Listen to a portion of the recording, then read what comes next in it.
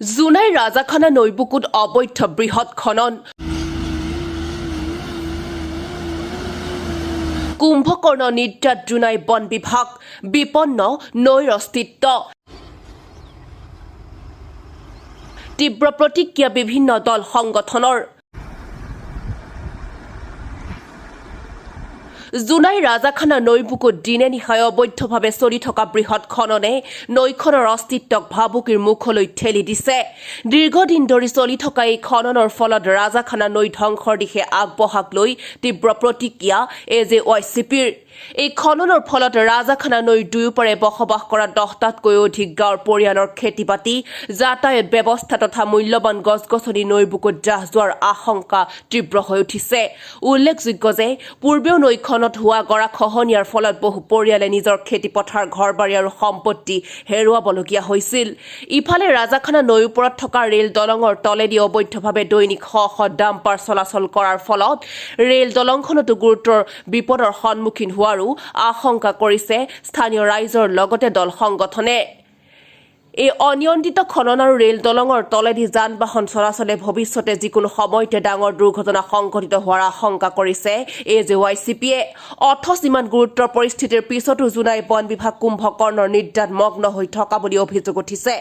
অবৈধ খনন বন্ধ কৰাৰ বিপৰীতে খননস্থলীত বন বিভাগৰ একাংশ বিষয়া উপস্থিত হৈ ভূমাফিয়াৰ সৈতে কমিছনৰ অংশ আলোচনা কৰাৰ গুৰুতৰ অভিযোগ তুলিছে স্থানীয় ৰাইজৰ লগতে দল সংগঠনে। ৰাজাখানা নৈ ৰক্ষা কৰাৰ দাবীত অবৈধ খননৰ বিৰুদ্ধে শীঘ্ৰে কঠোৰ ব্যৱস্থা গ্ৰহণ কৰিবলৈ চৰকাৰ আৰু সংশ্লিষ্ট বিভাগক দাবী জনাইছে।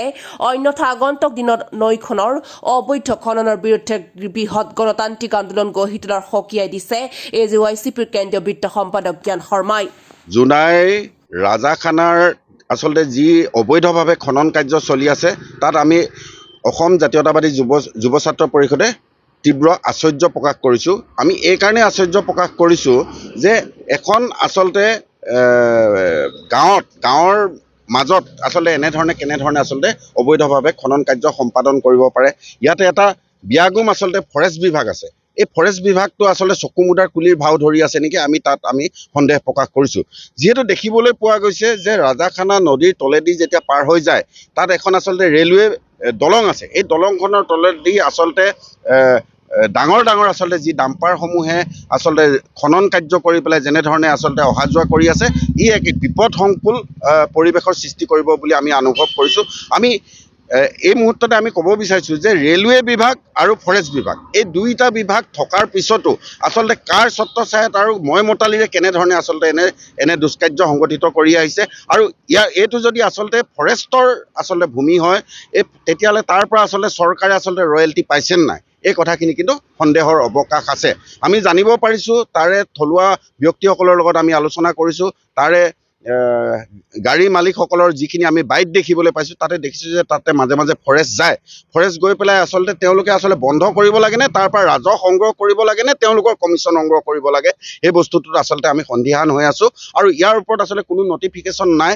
যিহেতু এইটো অবৈধ বুলি আমি এইকাৰণেই স্পষ্ট কৰিব পাৰিছোঁ এখন ৰেল দলঙৰ তলেৰে আচলতে কোনো কালে কোনো পধ্যে কেতিয়াও আচলতে এনেধৰণে আচলতে সৰবৰাহ কৰিব নোৱাৰে। দিনে ৰাতিয়ে এই অবৈধ খনন আচলতে বন্ধ হ'ব লাগিব। আৰু যি ফৰেষ্ট বিভাগে আচলতে যি চকু মুদাৰ কুলিৰ ভাও ধৰি আছে আজি আমাৰ এই সংবাদ মাধ্যমত কথাখিনি কোৱাৰ পিছতে তেখেতসকলৰ চকু খোল খাব লাগিব আৰু এই অবৈধ খনন বন্ধ কৰিব লাগিব। অন্যথা কিন্তু যুৱ ছাত্ৰ পৰিষদে ৰাইজৰ সহযোগত কিন্তু আমি বিশেষ কাৰ্যসূচী ল'বলৈ বাধ্য থাকিম। ধন্যবাদ।